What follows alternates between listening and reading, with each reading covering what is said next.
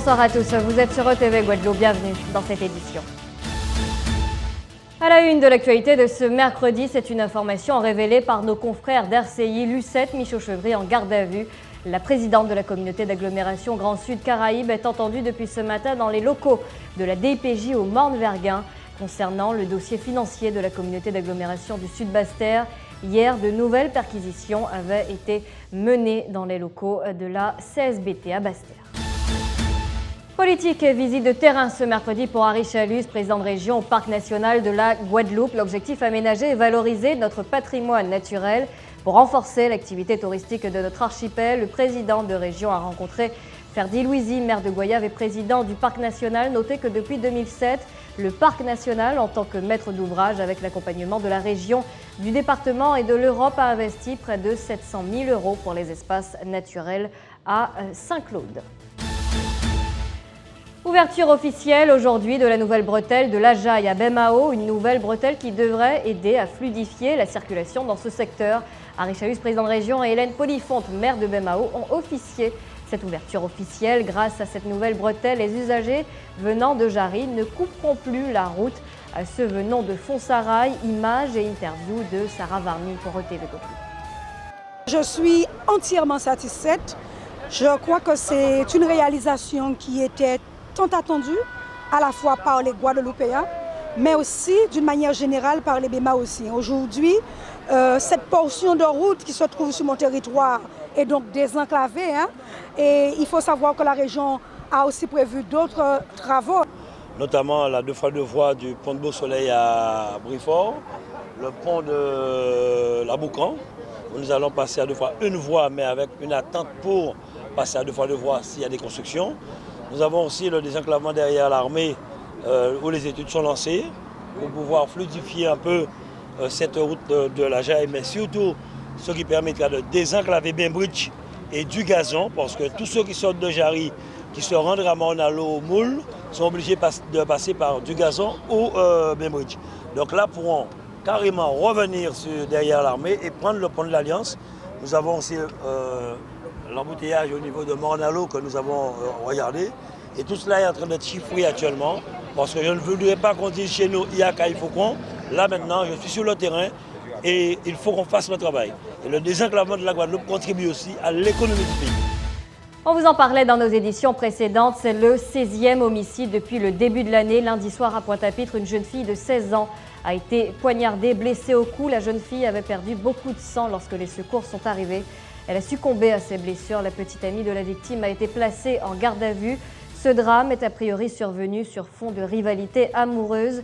Une information judiciaire devrait être ouverte ce mercredi. La meurtrière présumée devait être mise en examen. L'enquête a été confiée aux policiers de la Sûreté départementale. L'actualité nationale, 10 personnes ont été interpellées en France et en Belgique depuis le 24 avril dans le cadre de l'enquête sur les attentats de janvier 2015. Les personnes interpellées sont soupçonnées d'avoir fourni des armes à Amédi Koulibaly, l'assassin de Clarissa Jean-Philippe, la policière municipale de Montrouge. On a tous une famille et un avis à donner, c'est le slogan des Assises de la famille édition 2017. Elle a débuté aujourd'hui avec la traditionnelle conférence de presse qui s'est tenue à la résidence départementale du Gosier, en présence bien évidemment de Josette Borel-Incertain, président du conseil départemental, Camille Galap, recteur de l'Académie de Guadeloupe, ou encore Henri Yacou, directeur de la CGSS. Je vous propose d'écouter la présidente du conseil départemental interrogée par Sarah Varny pour ETV Guadeloupe. C'est surtout ça qui est important. Nous allons à la rencontre des Guadeloupéens dans les communes. Nous les écouterons, nous les enregistrerons. Nous aurons donc des éléments qui nous permettront dans 9 mois de pouvoir bâtir ou essayer tout au moins de bâtir un projet global de société. Parce que c'est aussi un projet de société que nous allons travailler pendant, il ne faut pas se voiler la face. Nous allons donc mettre sur les rails une autre façon de voir la famille, une autre façon d'accompagner la famille, une autre façon de vivre en société. Et pour aller plus loin sur ce sujet, Eliane Guiougou-Firpion, présidente de la commission Enfance-Famille, est notre invitée. Bonsoir à vous. Bonsoir, madame. Vous suivez l'actualité. Lundi soir, une jeune fille de 16 ans a été poignardée. Cela s'est passé sur fond de rivalité amoureuse. Est-ce qu'on parle aussi également de violence, de rivalité amoureuse durant ces assises de la famille? On parlera certainement de violence. Ou même d'homosexualité. D'homosexualité, certainement, on en parlera, mais ça découlera des interrogations que les publics qui seront là lors des rencontres territoriales vont faire émerger lors des rencontres. Alors certainement qu'on parlera de violence, puisqu'aujourd'hui, comme on veut parler des assises de la famille, on ne peut pas faire l'impasse sur la violence. Mais on ne pourra pas... C'est un véritable fléau aujourd'hui. Oui, c'est un véritable fléau, mais ce que je voudrais aussi dire, il ne faudrait pas qu'on regarde les assises de la famille que seulement sur la violence. Il y a d'autres sujets pour lesquels justement, quels sont ces sujets que vous allez développer? D'autres sujets pour lesquels nous devons aborder. Notamment, je parlerai de l'éducation, je parlerai de la parentalité, je parlerai de la place du père, de la place du mère, de la place de la grand-mère, de la place des cousins, des cousines. Je veux dire, la relation familiale reste quand même quelque chose d'important. Et je pense que quand on aura fondé tous ces problèmes, peut-être qu'on abordera le sujet de la violence, parce que c'est vrai que c'est un réel problème aujourd'hui dans la famille. Ben justement, lorsqu'on entend quotidiennement parler malheureusement de violence, on est obligé de se demander quel est le rôle de la famille, quelle est la définition aujourd'hui de lui attribuer, en tout cas, à cette famille?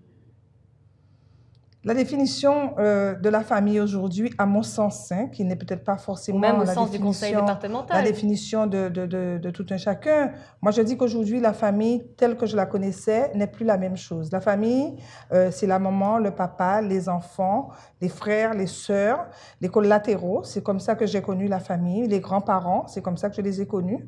Aujourd'hui, on est vraiment plus dans l'isolement, je dirais, où on connaît plus maman, enfant, maman, papa, enfant. Et c'est vrai que quelque part, je ne dirais pas qu'on a oublié, je ne dis pas qu'on a oublié parce qu'on n'oublie pas ses parents, on n'oublie pas d'où l'on vient, mais c'est vrai que les relations aujourd'hui sont beaucoup plus éloignées entre les autres membres de la famille. Est-ce qu'il faut que les familles soient plus encadrées aujourd'hui pour éduquer justement les enfants? Plus encadrées pour éduquer les enfants, je n'aime pas trop ce terme d'encadrer pour éduquer. Je dis que quand on est parent et quand on a pris la décision d'être parent, je pense qu'il y a une mûre réflexion qui est posée au niveau de la maman, au niveau du papa. Quand on fait un enfant, on réfléchit et on sait qu'on est en train de mettre en place un jeune, quelqu'un qui va devenir demain un homme, et on est obligé de mettre en place les contours pour que cette éducation soit bien faite. La politique de la famille du conseil départemental, c'est quoi aujourd'hui? Mais la politique de la famille du conseil départemental, il faut savoir que le conseil départemental a pour mission première l'accompagnement social des familles. Alors aujourd'hui, il faut savoir qu'au niveau du conseil départemental, nous avons divers services qui s'occupent de la famille. Nous avons le service social départemental dans le cadre de l'accompagnement social avec les assistantes sociales. Nous avons le service à la parentalité pour tout ce qui est éducation parentale et accompagnement des familles. Nous avons la PMI, puisque nous prenons l'enfant depuis le bas âge jusqu'à un certain âge. Donc, nous avons la PMI qui prend avec la prénatalité, la natalité et tout cela.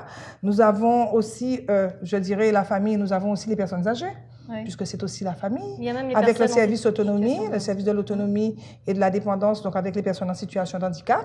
Donc, vous voyez, nous avons un panel de services qui s'occupent effectivement de la famille depuis bébé jusqu'à un certain âge. C'est un combat, c'est un travail qui est difficile? C'est un travail qui est intéressant, je dirais. Intéressant, difficile, je ne sais pas s'il faut employer ce terme-là quand on s'occupe de l'humain et quand on accompagne de l'humain. Je dis que c'est vrai qu'il y a beaucoup de réflexions, il faut beaucoup creuser, il faut beaucoup savoir comment nous accompagnons, c'est vrai, ce n'est peut-être pas facile, mais c'est quand même un challenge et c'est quand même une belle chose de pouvoir sortir quelqu'un d'une situation difficile et de lui permettre de trouver au moins une réalité de vie. Les temps forts de cette édition 2017 Alors, les temps forts de cette édition 2017, je voudrais premièrement rappeler et insister sur le fait qu'aujourd'hui, ces assises de la famille se font en partenariat. Nous avons des partenaires qui nous accompagnent et aujourd'hui, c'est très important. Nous parlons aujourd'hui de comité de pilotage et de comité d'organisateurs, à savoir le conseil départemental, certes, mais nous avons la CAF, nous avons le conseil général, nous avons l'UDAF, l'Union départementale des familles, des associations familiales, nous avons le rectorat, nous avons, le rectorat, je dis, l'éducation nationale. Donc, nous avons un certain nombre de partenaires qui se sont associés autour de ces assises de la famille et ensemble, nous formons l'esprit famille pour pouvoir mener ensemble ce beau challenge, ce beau chantier. Alors, comment ça va se passer sur les territoires, puisque nous avons quand même plusieurs réunions de rencontres territoriales. Nous avons besoin effectivement des maires, nous avons besoin des familles, nous avons besoin des associations de quartier et nous avons pensé tout naturellement pour impliquer tout le monde qu'il était nécessaire pour nous organisateurs, et quand je parle d'organisateurs, je parle du Conseil général et de ses partenaires, nous avons trouvé nécessaire de faire une relation entre les collectivités et les organisateurs. Et c'est dans ce sens que nous avons placé, avant chaque rencontre territoriale, une réunion avec les partenaires, avec les mairies, pour que nous puissions ensemble travailler ce projet. Parce qu'il nous semble important que tout le monde s'y mette, puisque la famille guadeloupéenne, la société guadeloupéenne, c'est tout le monde, à quelque niveau qu'il soit. Merci beaucoup, Eliane, Hugo, Firpion, d'avoir répondu à nos questions. Je vous remercie. Voilà, c'est la fin de cette édition. Merci à vous de l'avoir suivi. Je vous retrouve demain pour une nouvelle édition. Passez une excellente soirée avec les programmes de TV Guadeloupe.